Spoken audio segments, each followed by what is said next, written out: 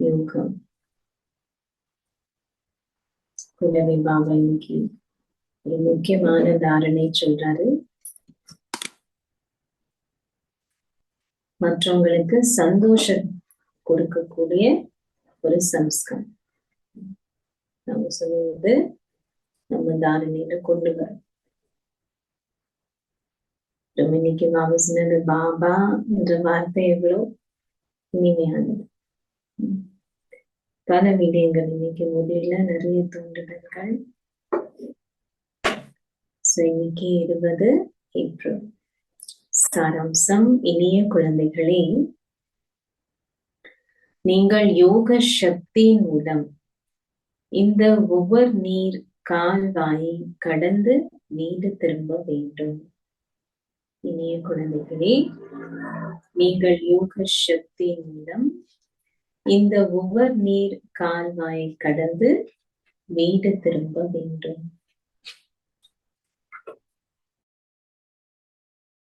ஆகையால் நீங்கள் செல்ல வேண்டிய இடத்தை நினைவு செய்யுங்கள். எங்கேயாவது ஒரு ட்ரெயின்லயோ ஒரு ட்ரெயின்லயோ உட்கார்றோம், எங்க போக போறோம் அதுதான் ஜாஸ்தி ஞாபகம் வரும். அங்க போய் என்ன செய்வோம், என்ன நடக்குது. ஏழைகளாகிய நீங்கள் இப்பொழுது செல்வந்தர் ஆகுகின்றீர்கள் என்ற சந்தோஷத்தில் நிலைத்திருங்கள். பாபா சொல்லிட்டு இருக்க, ஏழைகள் பிரபு நம்மள செல்வந்தர்கள் ஆக்குறாரு. ஏழைகளாகிய நீங்கள் இப்பொழுது செல்வந்தர் ஆகுகின்றீர்கள் என்ற சந்தோஷத்தில் நிலைத்திருங்கள். கேள்வி: தெய்வீக குணங்கள் என்ற பாடத்தில் கவனம் செலுத்துகின்ற குழந்தைகளின் அடையாளங்கள் என்ன?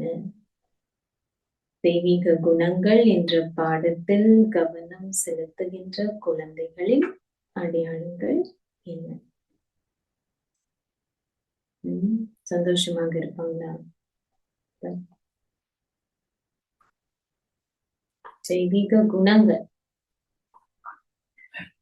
ஆத்ம உணர்வு இருக்காங்க, அதுல இருந்து எல்லாமே வந்துடும். பதில்: நான் செய்வதையே பிறரும் செய்வார்கள் என்பது அவர்களின் புத்தியில் எப்போதும் இருக்கும்.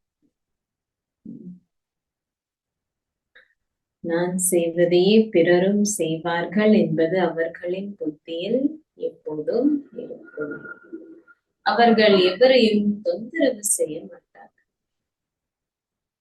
அவர்கள் எவரையும் தொந்தரவு செய்ய மாட்டார்கள். அவர்கள் எப்பொழுதும் பிழையான அல்லது தவறான வார்த்தைகளை பேச மாட்டார்கள். அவர்கள் எப்பொழுதும் பிழையான அல்லது தவறான வார்த்தைகளை பேச மாட்டார்கள். அவர்கள் எப்பொழுதும் தமது எண்ணங்களினாலும் வார்த்தைகளினாலும் செயல்களினாலும் எவருக்கும் துன்பம் விளைவிக்க மாட்டார்கள். எண்ணங்களினாலும் வார்த்தைகளினாலும் செயல்களினாலும் எவருக்கும் துன்பம் விளைவிக்க மாட்டார். தந்தையை போன்று தாமும் சந்தோஷத்தை கொடுக்க வேண்டும் என்ற இலக்கை ஒருவர் கொண்டிருக்கும் போதே அவர் தெய்வீக குணங்கள் என்ற பாடத்தில் கவனம் செலுத்துகின்றார்கள் என்று கூறப்படுகின்றது. சிம்பிளா ஒரே ஒரு லைன்ல பாபா சொல்லு, ஒரே ஒரு வீடியோ. என்னது? இதுல கவனம் செலுத்தணும்னா மற்றதெல்லாம் வந்துடும். தந்தையை போன்று தாமும் சந்தோஷத்தை கொடுக்க வேண்டும் என்ற இலக்கை ஒருவர் கொண்டிருக்கும் போதே அவர் தெய்வீக குணங்கள் என்ற பாடத்தில் கவனம் செலுத்துகின்றார்கள் என்று கூறப்படும். ஓம் சாந்தி. ஆன்மீக தந்தை இனிமையிலும் இனிமையான ஆன்மீக குழந்தைகளுக்கு விளங்கப்படுத்துகின்றார்.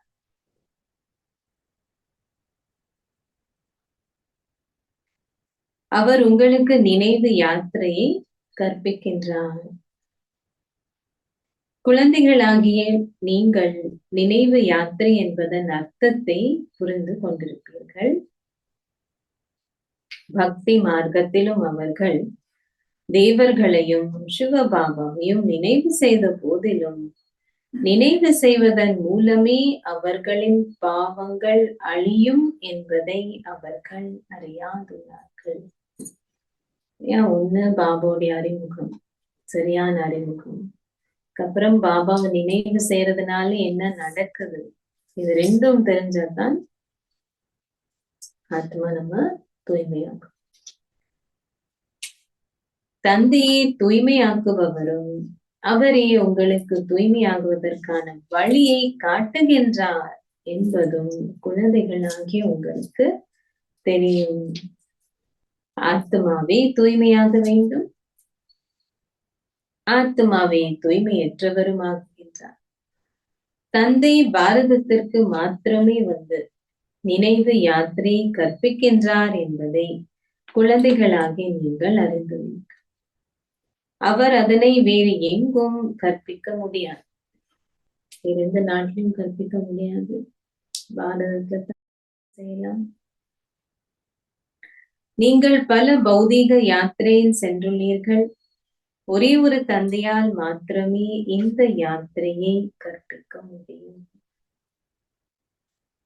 மாயை அனைவரின் புத்தியையும் விவேகமற்றிருத்தல் என்ற பூட்டினால் பூட்டி விட்டார் என்று தந்தை குழந்தைகளாகிய உங்களுக்கு விளங்கப்படுத்தியுள்ளார். நீங்கள் மிகவும் விவேகமானவராகவும் செல்வந்தராகவும் தூய்மையானவராகவும் இருந்தீர்கள் என்பதை தந்தையிடமிருந்து நீங்கள் இப்பொழுது அறிந்து கொண்டுள்ளீர்கள். நாங்கள் முழு உலகிற்கும் அதிபதிகளாக இருந்தோம். நாம நமக்கு ஞாபகப்படுத்துற ஞாபகம் வருதா? அப்ப என்ன சொல்றாரு? நீங்கள் முழு உலகிற்கும் அதிபதிகளாக. சொல்றது நாங்கள் இப்பொழுது மீண்டும் ஒரு முறை அவ்வாறு ஆகுகின்றோம். தந்தை எங்களுக்கு எல்லையற்ற மிகப்பெரிய ராஜ்யத்தை கொடுக்கின்றார். ஒரு லௌகீக தந்தை உங்களுக்கு 100, 1000 அல்லது மில்லியனை கொடுக்கலாம். ஆனால் இங்கே இனிய எல்லையற்ற தந்தை உங்களுக்கு எல்லையற்ற ராஜ்யத்தை கொடுக்கின்றார். ஆகையினாலேயே நீங்கள் இங்கே கற்பதற்காக வந்திருக்கின்றீர்கள். யாரிடமிருந்து? எல்லையற்ற பாபாவிடம். பாபா என்ற வார்த்தை மம்மா என்ற வார்த்தையை விட இனிமையானதாகும்.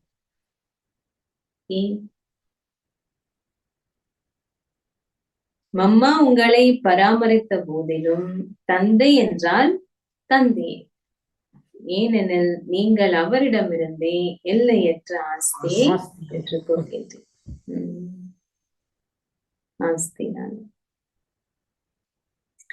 நீங்கள் இப்பொழுது சதா சந்தோஷமானவராகவும் சதா பாக்கியசாலியாகவும், அதாவது மனவாளனுடன் இருக்கின்ற பாக்கியத்தை பெற்றிருக்கின்றீர்கள். ஆக்சுவலி பாபா சொன்னது சுமங்கலி, இங்கிலீஷ்ல டிரான்ஸ்லேட் பண்ண முடியாது. அவன் சொன்னது எப்பவுமே சுமங்கலியாக இனி சந்தோஷமானவராகவும் சுமங்கலியாகவும். பாபா மீண்டும் எங்களை என்னவாக ஆக்குகின்றார்? இது புதியதொரு விடயம் அல்ல.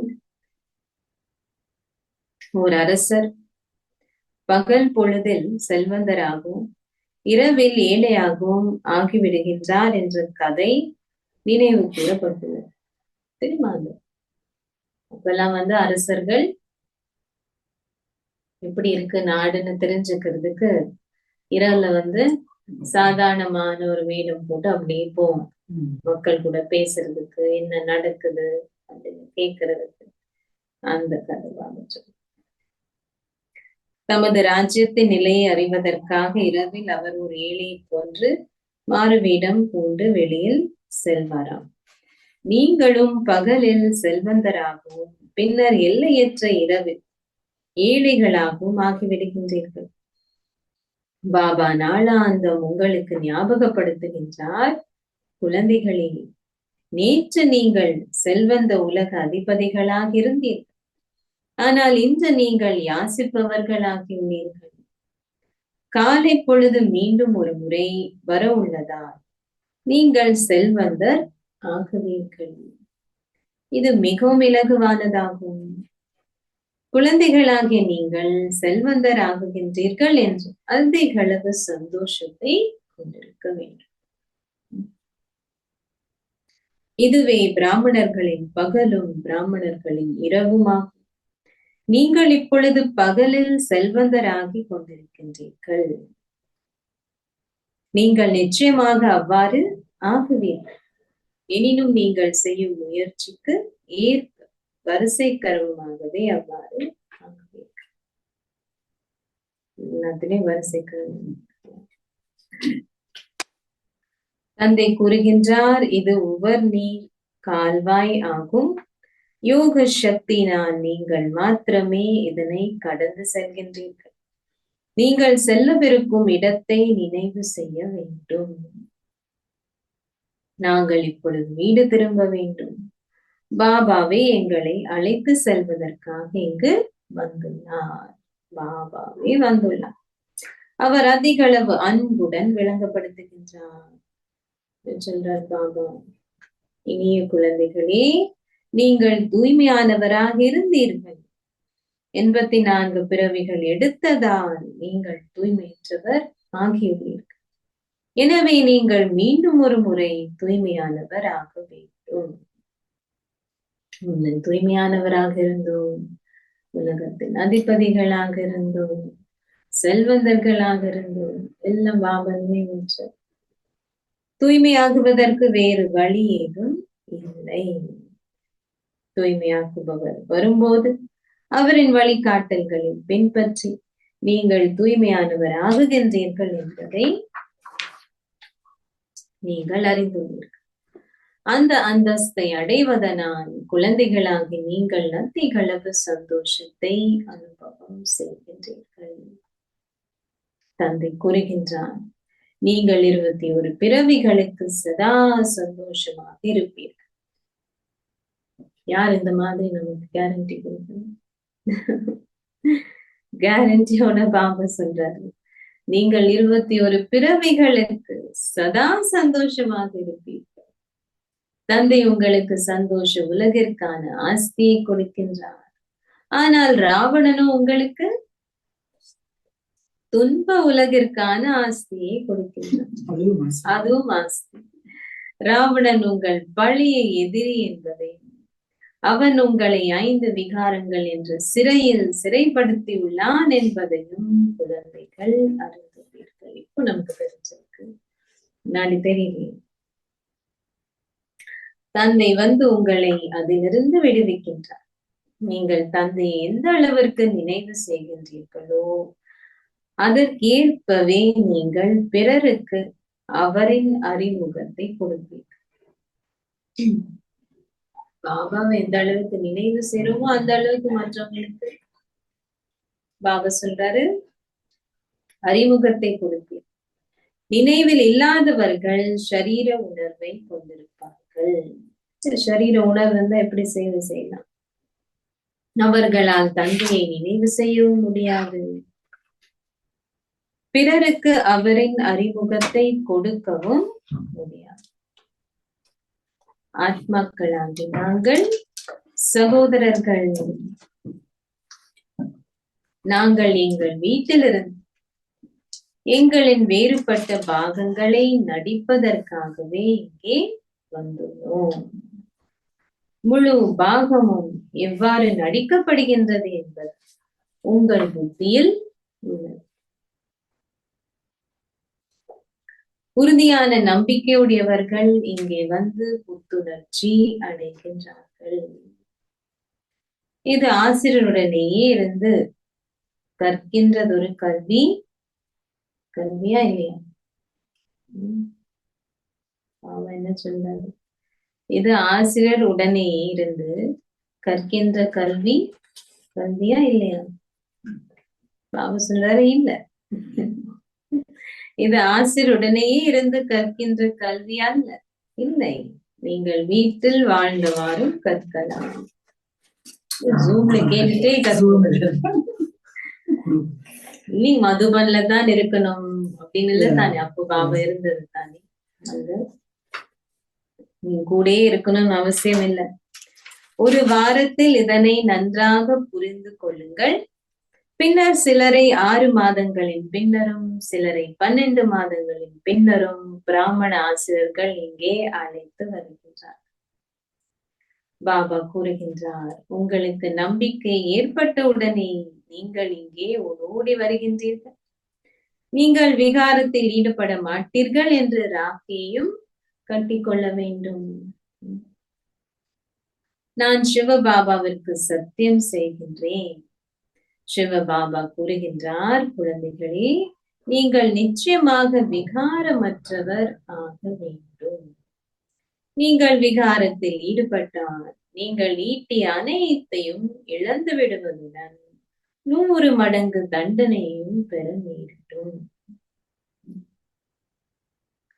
நீங்கள் 63 பிறவிகளாக மூச்சு திணறிக் கொண்டிருந்தீர்கள்.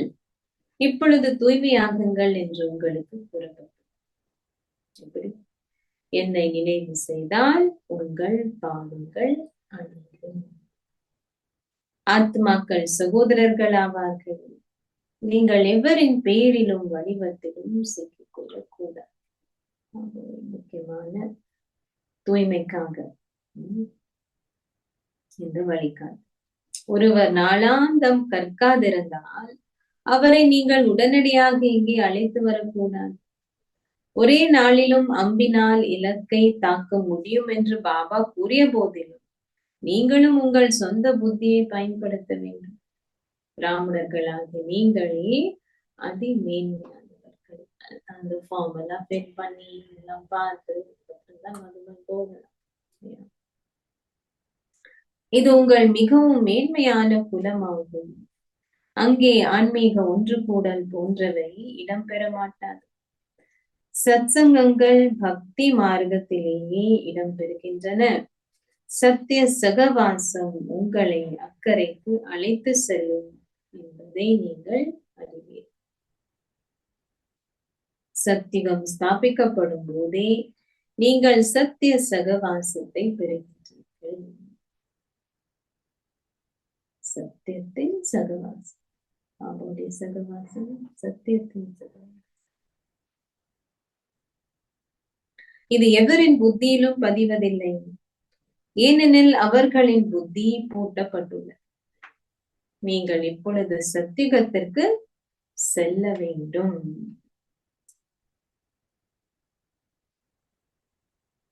நீங்கள் சத்திய சகவாசத்தை அதிமங்களகரமான சங்கம யுகத்திலேயே பெறுகின்றீர்கள். அந்த குருமார்கள் சங்கம யுகத்தவர்கள் அல்ல. பாபா வரும்போது அவர் உங்களை குழந்தாய் குழந்தாய் என்று அழைக்கின்றார்.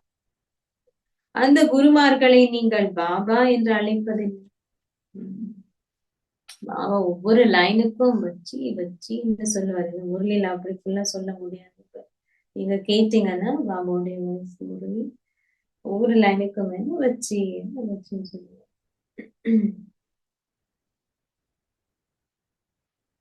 புத்தி காட்ரேஜ் பூட்டினால் இறுக பூட்டப்பட்டு பாபா வந்து பூட்டை திறக்கின்றார்.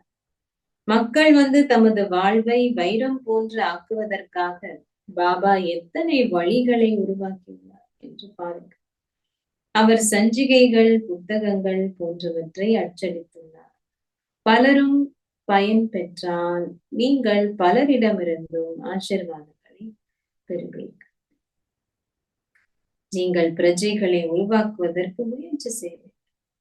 அத்துடன் உங்களை பந்தனத்திலிருந்து விடுவித்துக் கொள்ள வேண்டும். பந்தனத்திலிருந்து விடுவித்தாத்தான் நம்ம சேவை செய்யலாம். நீங்கள் நிச்சயமாக உங்கள் ஜீவனோபாயத்திற்காக சேவை செய்ய வேண்டும். இறை சேவை காலையிலும் மாலையிலும் மாத்திரமே செய்யப்படுகின்றது. இப்ப எல்லா நேரத்திலையும் செய்யலாம். மோஸ்ட்லி வேலைக்கு போறவங்களுக்கு காலை மாலை. அந்த நேரத்தில் அனைவருக்கும் நேரம் உள்ளது. நீங்கள் வெளியில் எவருடன் வேலை செய்தாலும் இரு தந்தைகள் தொடர்ந்து கொடுக்க வேண்டும். அவங்களுக்கும் பாபாவோட ஞானத்தை கொடுங்க, அறிமுகத்தை கொடுங்க. ஒவ்வொருவரும் வெவ்வேறான லௌகிக தந்தையை கொண்டிருந்தாலும் அனைவரின் பரலோக தந்தை ஒரே ஒருவராகும். அவரே பரம் ஆத்மா ஆவார். பாபா கூறுகின்றார், எனக்கும் ஒரு பாகம் உள்ளது. குழந்தைகளாகி நீங்கள் இப்பொழுது எனது அறிமுகத்தை அறிந்திருக்கின்றீர்கள். உங்களுக்கு ஆத்மாக்களை பற்றியும் தெரியும். ஓர் ஆத்மாவை பற்றி கூறுகின்றார்கள், நெற்றியின் நடுவே அற்புதமானதொரு நட்சத்திரம் மின்னுகின்றது. இதுவும் அமிர்தமான சிம்மாசனம் ஆகும். ஆத்மாக்கள் ஒருபோதும் மரணத்தை அனுபவம் செய்வதில்லை. அவர்கள் சுத்தமாகிய பின்னர் அழுக்கடைகின்றார்கள். மரணம் இல்லை, ஆனால் தூய்மையாகிறதும் தூய்மையற்றதாகிறதும் இருக்கு இல்லையா? ஆத்மாவின் சிம்மாசனம் நெற்றியின் நடுவில் இருப்பதே சரியாகும். திலகத்தின் அடையாளமும் நெற்றியின் நடுவிலேயே இடப்படுகின்றது. தந்தை கூறுகின்றார், ராஜ்ய திலகத்தை உங்களுக்கு கொடுக்கும் வகையில் உங்களை நீங்கள் தகுதியானவர் ஆக்கிக் கொள்ள வேண்டும். நீங்களே உங்களுக்கு திலகத்தை கொடுக்கும்.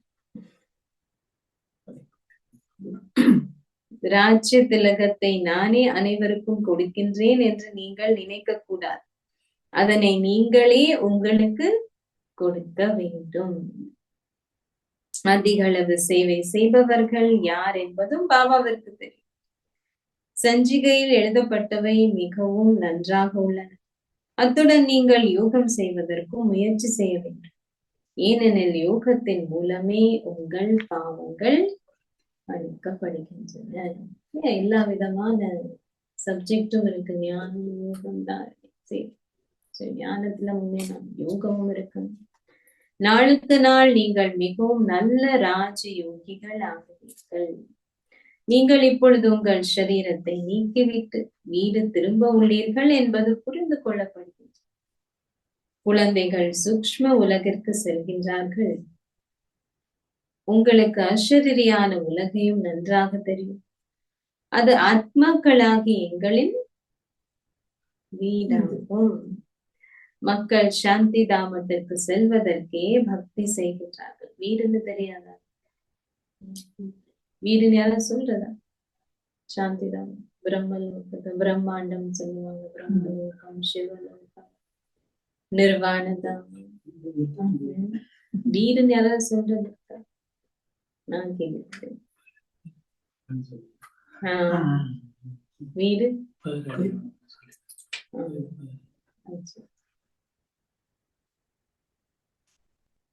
இனிய வீடுன்னு சொல்லுவாங்க.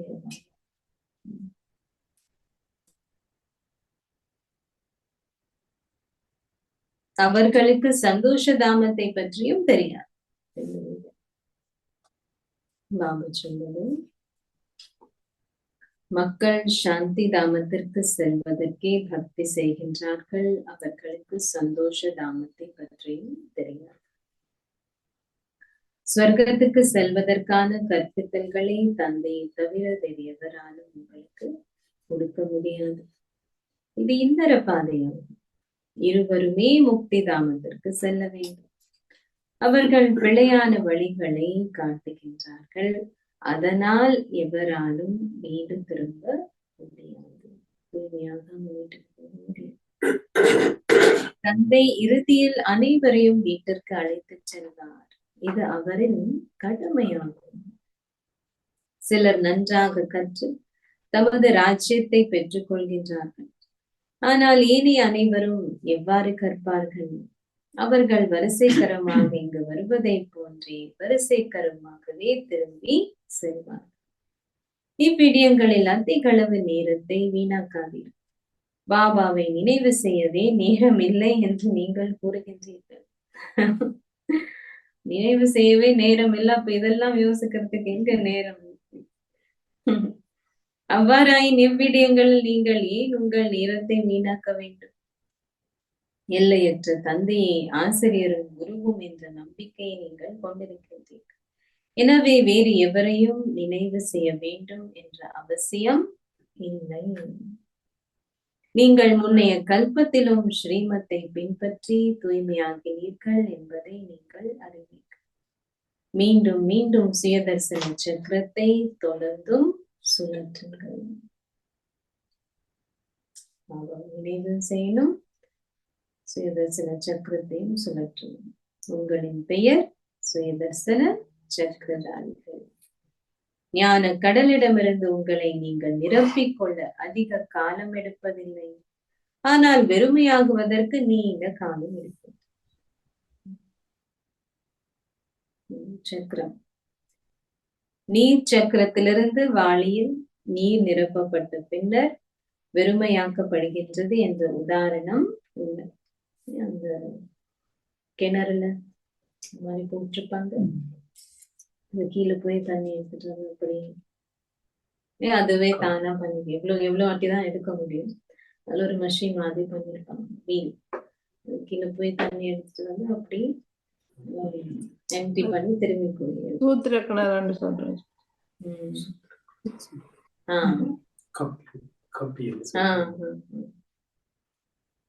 நீங்களே இனிமையான நீண்ட காலம் இப்பொழுது கண்டெடுக்கப்பட்ட குழந்தைகள் என்பதால் நீங்கள் ஒரு கல்பத்தின் பின்னர் வந்து பாபாவை சந்தித்துள்ளீர்கள். இதில் உறுதியான நம்பிக்கை இருக்க வேண்டும். நீங்கள் 84 பிறவிகளின் பின்னர் மீண்டும் ஒரு முறை வந்து தந்தையை சந்தித்துள்ளோம். நாங்கள் தந்தை கூறுகின்றார், முதலில் பக்தி செய்தவர்களே ஞானத்தை முதலில் பெறுவதற்கான தகுதியை பெறுகின்றார். தகுதி சொல்லலாம். பக்தியின் பலன் ஞானம். யாரு முதல் செய்யறாங்க அவங்களுக்கு எல்லாத்துக்கும் ஒரு கணக்கு இருக்கு.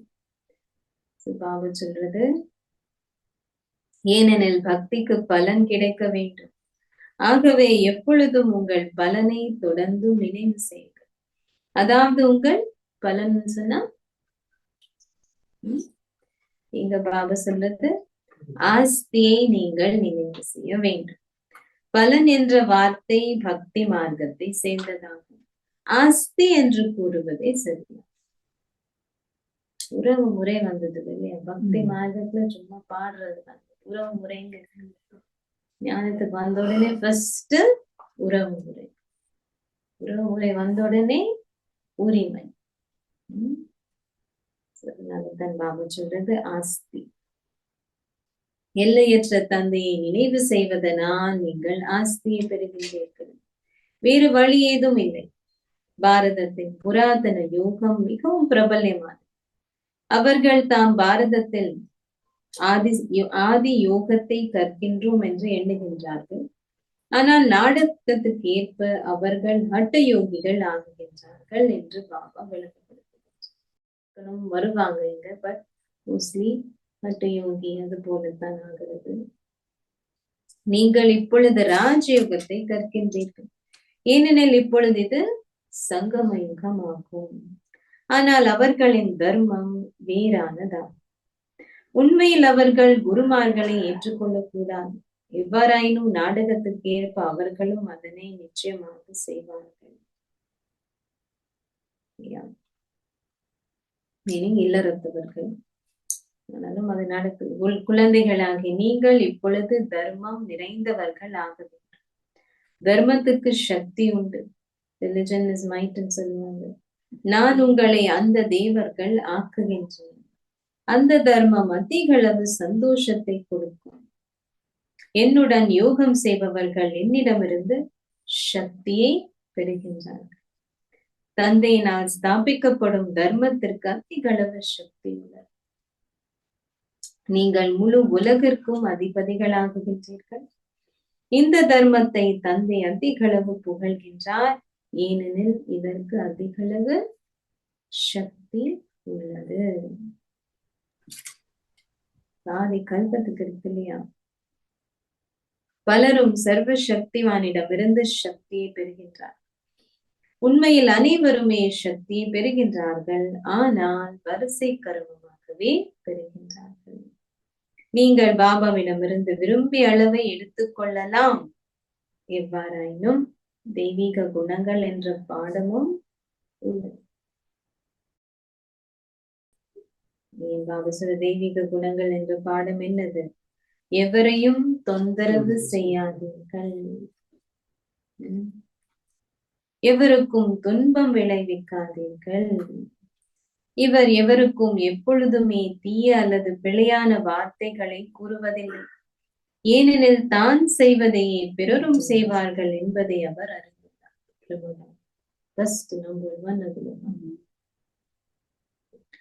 நீங்கள் அசுர குணத்திலிருந்து தெய்வீக குணங்கள் நிறைந்தவராக வேண்டும். நீங்கள் எவருக்கும் துன்பம் விளைவிப்பதில்லை என்பதை சோதித்து பாருங்கள். இன்னொருவருக்கு துன்பம் விளைவிக்காத எவருமே இல்லை. வேணுமோ வேண்டாமோ உள்ளுக்குள்ளார நமக்கே துன்பம் இருந்ததுன்னா ஆட்டோமேட்டிக்லி அது மற்றவங்களுக்கு ஏதோ ஒரு விதத்துல போய் சேரும். அது வழிகளாகவும் அதுதான் பாபா சொல்றது. இன்னொருவருக்கு துன்பம் விளைவிக்காத எவருமே இல்லை. நிச்சயமாக ஏதாவது ஒரு தவறு இழைக்கப்படுகின்றது.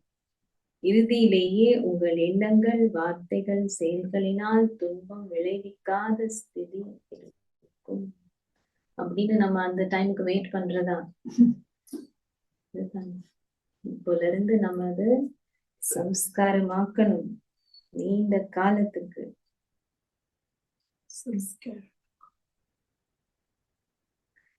இப்பொழுது நாங்கள் முயற்சி செய்கின்ற ஸ்திதியில் இருக்கின்றோம். அனைத்தும் வரிசைக்கரமாக நீங்கள் செய்யும் முயற்சிக்கு ஏற்பவே இடம்பெறுகின்றது.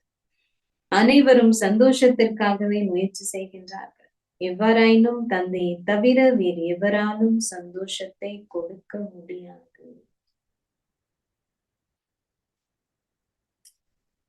உண்மையா அந்த துன்பத்தின் அக்கௌண்ட் முடியும். சந்தோஷத்தை மட்டும் கொடுக்க முடியும். பாபா தந்தையை தவிர வேறு எவராலும் சந்தோஷத்தை கொடுக்க முடியாது. சோமநாதர் ஆலயத்தில் பல வைரங்களும் ரத்னங்களும் இருந்ததை பார்த்தோம். அவை யாவும் எங்கிருந்து வந்தன? அவர்கள் எவ்வாறு செல்வந்தர் ஆகினார்கள்? நாள் முழுவதும் இக்கல்வியை பற்றிய விடயங்களை கடைய வேண்டும். உங்கள் வீட்டில் உங்கள் குடும்பத்துடன் வாழும்போது நீங்கள் தாமரை போன்று தூய்மையாக வாழ வேண்டும். நீங்கள் இந்த முயற்சியை செய்தீர்கள் என்பதனாலேயே மாலை உருவாக்கப்பட்டது. ஒவ்வொரு கல்பத்திலும் தொடர்ந்தும் இது உருவாக்கப்படும். மாலை யாரின் ஞாபகார்த்தத்துடன் உருவாக்கப்படுகின்றது என்பதை நீங்கள் அறிவீர்கள்.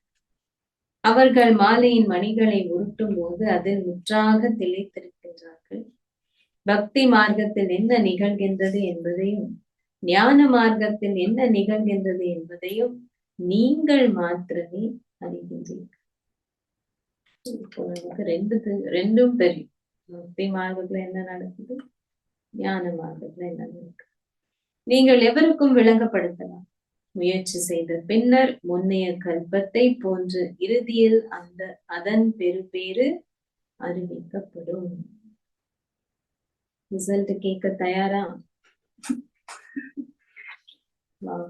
இறுதியில் அதன் பெறுபேறு அறிவிக்கப்படும்.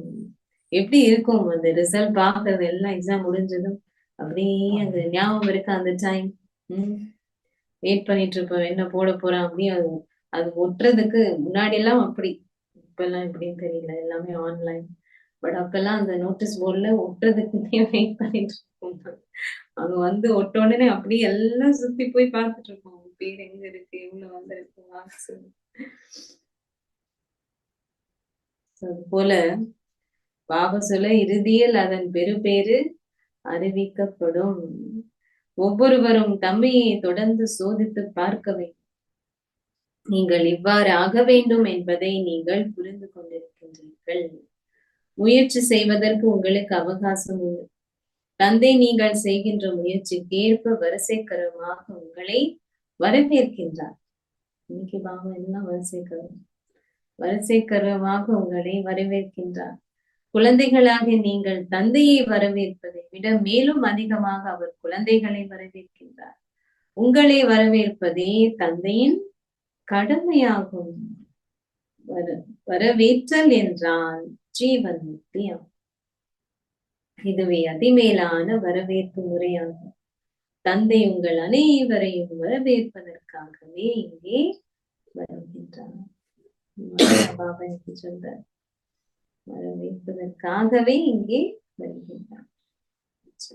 அல்லது இனிமேலும் இனிமையான அன்புக்குரிய எப்போதோ தொலைந்து எப்போது கண்டெடுக்கப்பட்டிருக்கும் குழந்தைகளுக்கு உங்கள் தாய் தந்தையாக இருக்கும் பாபாவின் அன்பும் நினைவுகளும் காலை வந்தனங்களும். ஆன்மீக தந்தை ஆன்மீக குழந்தைகளுக்கு நமஸ்தே சொல்கின்றார். ஆன்மீக குழந்தைகள்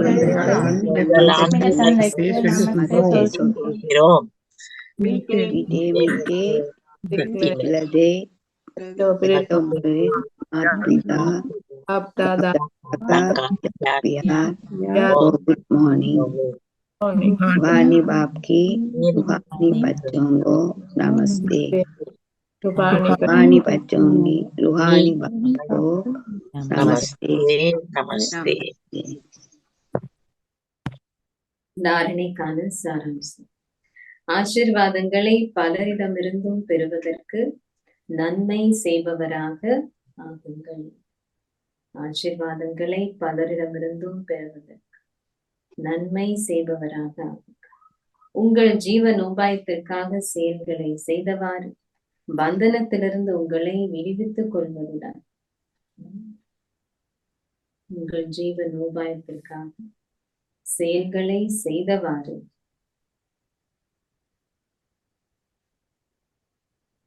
பந்தனத்திலிருந்து உங்களை விடுவித்துக் கொள்வதுடன் காலையிலும் மாலையிலும் நிச்சயமாக இறை சேவை செய்யும். மாலை மாலை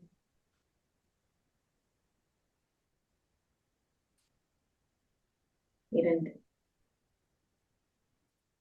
உங்கள் நேரத்தை ஏனைய விடயங்களில் வீணாக்காதீர்கள். ஆனால் தந்தையை நினைவு செய்து அவரிடமிருந்து சக்தியை எடுத்துக்கொள்ளும்.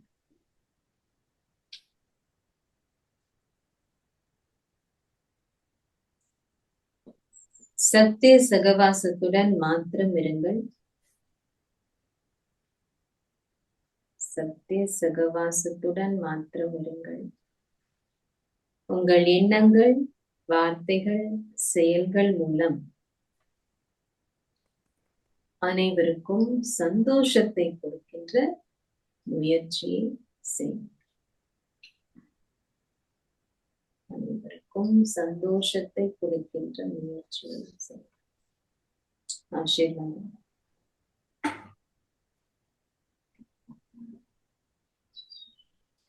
தூய்மையின் ஆசீர்வாதத்தை உங்களின் ஆதி சம்ஸ்காரம் ஆக்குவதன் மூலம் தூய்மையின் ஆசீர்வாதத்தை உங்களின் ஆதி சம்ஸ்காரம் ஆக்குவதன் மூலம்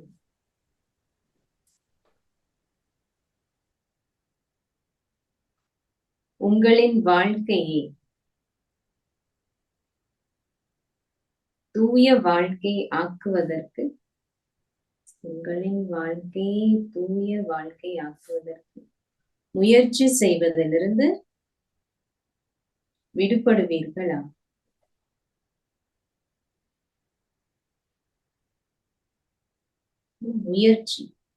முயற்சி இல்லாம அது நேச்சுரலா இருக்கட்டும்.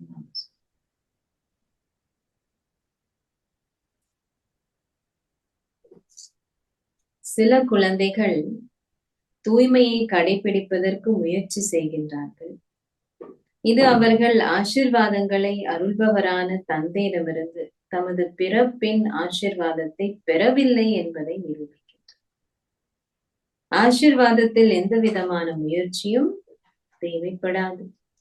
நீங்கள் தூய்மையானவராகவும் யோகியாகவும் ஆகுவீர்களாக என முதல் ஆசீர்வாதத்தை ஒவ்வொரு பிராமண ஆத்மாவும் பெற்றுள்ளார். எப்படி சம்ஸ்காரங்கள் பிறப்பிலிருந்தே மிக கடுமையாக இருக்கின்றனவோ அதே போல் தூய்மையும் பிராமண பிறப்பின் முதல் சம்ஸ்காரம் ஆகும். தூய்மையும் பிராமண பிறப்பின் முதல் சம்ஸ்காரம், அது உங்களின் ஆதி சம்ஸ்காரம். இந்த விழிப்புணர்வுடன் ஒரு தூய வாழ்க்கையை உருவாக்குங்க. முயற்சி செய்வதிலிருந்து விடுபடுங்க. முயற்சினா பாபா எங்க சொன்னது கடுமையான உழைப்பு, சொன்னது ஆசீர்வாதமாக அதை அனுபவம் செய்யுங்க. ஸ்லோகம்: சேவைக்காக நல்லாசிகளை கொண்டிருப்பவரே ஒரு நம்பிக்கை பொறுப்பாளர் ஆவார். சேவைக்காக நல்லாசிகளை கொண்டிருப்பவரே ஒரு நம்பிக்கை பொறுப்பாளர் ஆவார். ஒரு அர்த்தம் சொல்றேன்.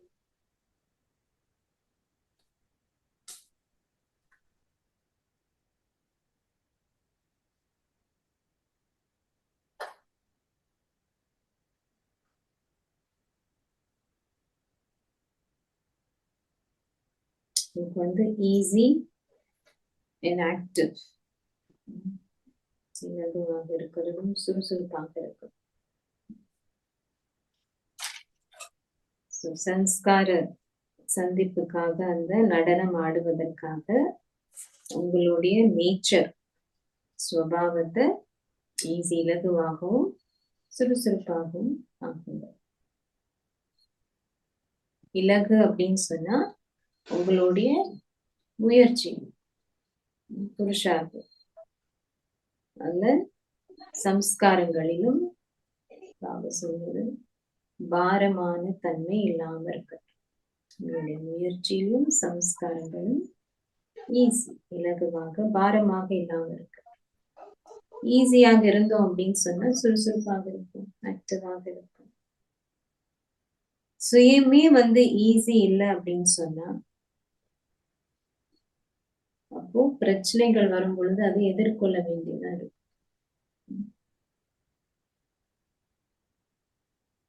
அப்போ உங்களுடைய சம்ஸ்காரம், உங்களுடைய குறைபாடுகள் எல்லாமே வந்து ரொம்ப ஒரு கடினமான ரூபத்துல தென்படும்.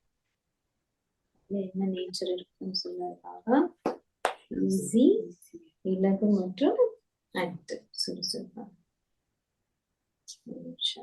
இந்த நம்மளுடைய ஆதி சம்ஸ்காரங்கள்ல 5 இல்ல 7 ஆதி சம்ஸ்காரம் சொல்லு. அது ஒண்ணு தூய்மைதான் ஆத்மாவுடைய ஆதி சம்ஸ்காரம். பாபா நமக்கு அது ஆசீர்வாதம். இனி நம்ம வந்து பார்க்கணும், இனி எங்கிருந்தும் துன்பம் ஏற்கனவே இருக்கிறத முடிக்கணும். எங்க இருந்தும் துன்பம் எடுக்கக்கூடாது. அது கூட நம்ம பார்க்கணும். சம்டைம்ஸ் நம்ம எடுத்துட்டோம் அப்படின்னு சொன்னாலும் அது எங்கேயாவது ஒரு வழியில அது வெளியில வரும், அதிர்வலைகளாக கூட வரும். நம்ம வந்து நல்ல துன்பத்தை எடுக்கவும் கூடாது, கொடுக்கவும் கூடாது. ஆனா என்ன இலக்கு இருக்குன்னு சொன்னாங்க, தந்தை போல் சந்தோஷத்தை எல்லாருக்கும் கொடுக்கும். அல்லது சம்டைம்ஸ் இப்ப நான் எப்படி சந்தோஷத்தை கொடுக்கணும்னு சொல்லி ஸ்ரீமத்தே வந்து மீறி சந்தோஷம் அப்படி இல்லை. சம்டைம்ஸ் அப்படி கூட இருக்கும். தந்தை போல் அப்படின்னு சொன்னா எல்லாமே பார்த்து அப்புறம் போல எல்லாருக்கும் சந்தோஷத்தை கொடுக்கலாம். பிராமணர்களோடு இருக்கிறதே மெயினாக.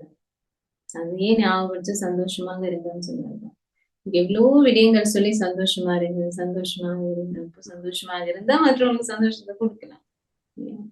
பாபா நினைவூற்றார், நீங்க என்னவாக இருந்தீங்க அதை ஞாபகப்படுத்துறதுதான். உலகின் அதிபதிகளாக இருந்தீங்க, எவ்வளோ செல்வந்தர்களாக இருந்தீங்க. நீங்க எங்க போக போறீங்க அதை நினைவு செஞ்சு சந்தோஷமா இருக்கு. வீட்டுக்கு போறோம், சொர்க்கத்துக்கு போறோம், யோக சக்தி. இன்னைக்கு பாபா நிறைய தடவை சொன்னாரு, அப்பா கிட்ட இருந்து சக்தி எடுங்க. சக்தி எடுக்கும் பொழுதுதான் நம்ம வந்து நமக்குள்ளே மாற்றம் கொண்டு வரலாம், தூய்மையாகலாம், இந்த உலகத்தையும் தூய்மையாகலாம். சக்தி எடுங்க. பாபா இன்னைக்கு நம்ம எல்லாரையும் வரவேற்கிறதுக்காக வந்திருக்காரு.